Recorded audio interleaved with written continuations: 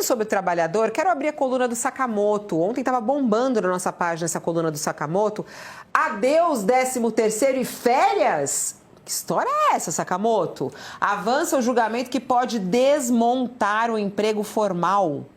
Fabiola, tem determinados temas que tramitam na justiça brasileira que são tão herméticos que vão andando, ninguém sabe do que se trata e quando vê já foi julgado, decisão já foi pro brejo e a vida dos trabalhadores e das pessoas comuns mudadas e alteradas definitivamente. Um deles é o chamado tema 1389, que diz respeito a grosso modo duas coisas.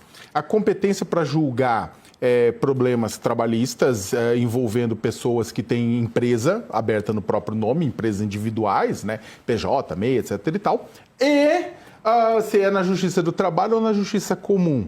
E o ônus da prova, com quem que fica? Fica com o trabalhador ou com o patrão?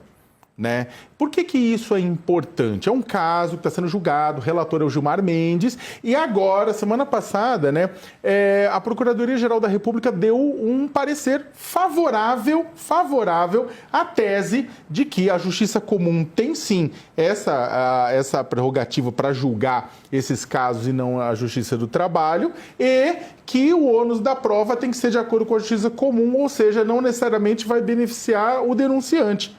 Né? O que isso significa na prática?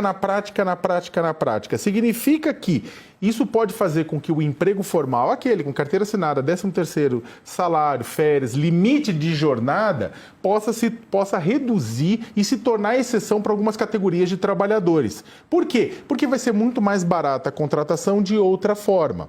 Na prática, o que significa isso? Você tem inclusive casos já em que cortador de cana, empregada doméstica e coveiro tem que abrir sua empresa pessoal e dar nota fiscal. Tudo bem, isso aí você compreende com categorias que ganham mais. Agora, com essas categorias mais vulneráveis, isso não faz sentido, mas tem acontecido. E aí, quando a pessoa vai reclamar, né, ela reclama onde? Na Justiça do Trabalho. E aí ela coloca, olha, eu era trabalhador, eu fazia isso aqui, a empresa tem que mostrar, falou, olha, ele não era, ou era, qual que é a situação. Se esse julgamento proceder dessa forma e terminar e o STF achar que essa é a definição, o que vai acontecer na prática? Se você tem uma pessoa, por exemplo, essa empregada doméstica que dava nota fiscal, que acontece para ganhar o salário mínimo, ela via MEI, ela chega e reclama que havia um vínculo empregatício de fato, ela trabalhava todo dia, batia cartão, tinha trabalho, tinha jornada, tinha chefe, tinha funções predeterminadas e tudo isso mais, ou seja, vínculo empregatício, não importa. Ela vai para a Justiça Civil porque diante do STF ela é uma empresa, ponto. Ela não é um trabalhador precarizado que acabou abrindo uma empresa e teve seus direitos ignorados. Não, ela é uma empresa, pura e simplesmente.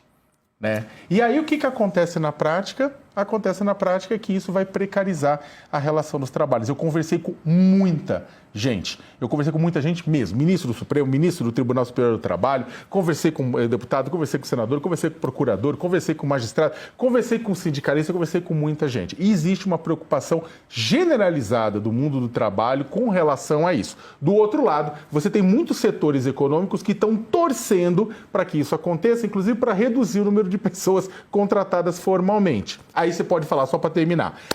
Mas isso significa que o trabalhador vai ganhar mais com tudo isso, vai poder pagar sua aposentadoria por conta própria e vai viver melhor. Em Nárnia, talvez. No Brasil, não.